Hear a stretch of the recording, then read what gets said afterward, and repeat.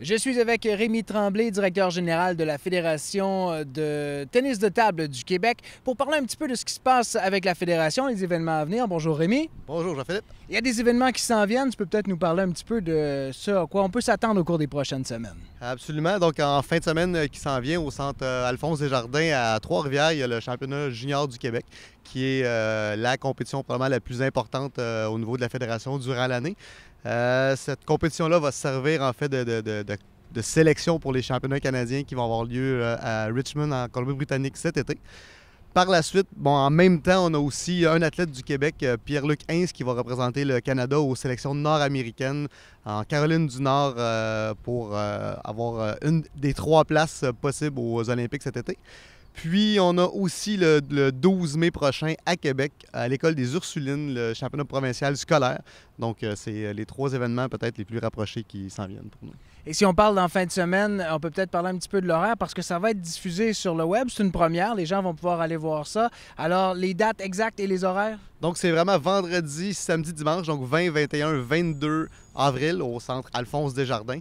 Le vendredi, vous avez les rencontres par équipe qui débutent. Par la suite, samedi et dimanche, les individuels et les doubles aussi.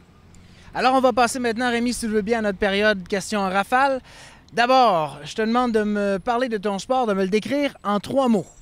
Si j'avais 3 mots pour le décrire, je dirais absolument la vitesse. Ensuite, je dirais l'exécution puis les automatismes. C'est peut-être les 3 mots qui décrivent le mieux notre sport. Et maintenant, dans nos questions en rafale, la deuxième, eh bien, si tu avais un préjugé à faire tomber concernant le tennis de table, ce serait quoi? Je pense que comme d'autres sports peut-être un petit peu moins popularisés, juste de croire et de pouvoir penser que c'est vraiment un sport, en fait. C'est pas un loisir. Le loisir, pour nous, c'est le ping-pong et ce qui se déroule en compétition, c'est vraiment le tennis de table.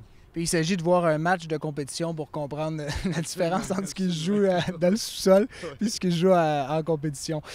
Maintenant, si on parlait du plus grand exploit réalisé par un membre de la Fédération québécoise au fil du temps.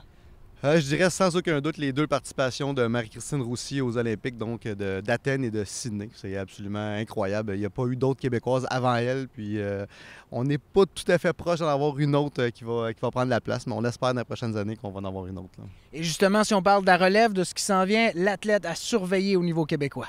Pierre-Luc Hintz, qui va être, comme je disais tantôt, en Caroline du Nord, à la sélection nord-américaine pour les Olympiques. C'est assurément notre meilleur espoir, en fait.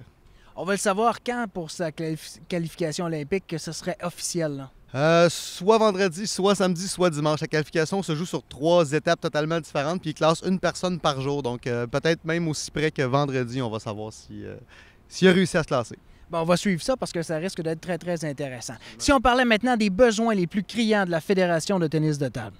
Je dirais élargir le bas de la pyramide. On est capable, on est capable d'augmenter le calibre sans nécessairement avoir trop de difficultés à augmenter le calibre. Mais le problème, c'est vraiment d'avoir une plus grande base pour pouvoir avoir encore plus d'athlètes de haut niveau, en fait. Là. Et si on vous donnait 1 million de dollars pour un projet, ce serait quoi?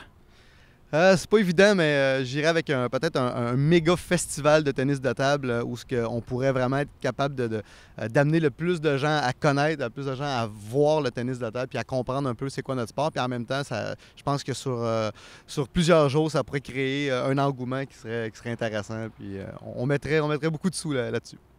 Il y a plusieurs personnes qui travaillent dans le stade au quotidien et souvent on travaille dans l'ombre lorsqu'on est dans une fédération. S'il y avait un employé que tu voudrais reconnaître aujourd'hui, ce serait qui pour son travail? Jacques Plamondon qui tire sa révérence après 25 ans à la tête de la Fédé à la fin du mois de juin. Donc, sans Jacques Plamondon, je pense que la Fédération serait absolument pas où elle est présentement, même pas proche en fait.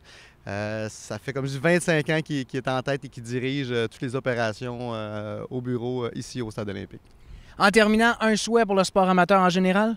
La reconnaissance, en fait, de s'assurer ou si on pouvait populariser un petit peu plus tous les sports amateurs pour que les gens s'y intéressent beaucoup plus. Il y a tellement de belles histoires à voir et à entendre, en fait, dans le sport amateur que j'aimerais peut-être une plus grande popularisation, en fait. Là. Bien, merci beaucoup, Rémi. Et puis, bonne chance. On va suivre ce qui se passe pour les Olympiques, certainement, la classification. Puis, on va suivre également ce qui se passe avec vous sur le web maintenant. Exactement, sur le www.tennisdetable.ca, vous allez avoir toutes les informations. Puis aussi les informations pour aller voir la compétition en fin de semaine qui va être web diffusée. Merci beaucoup. Plaisir.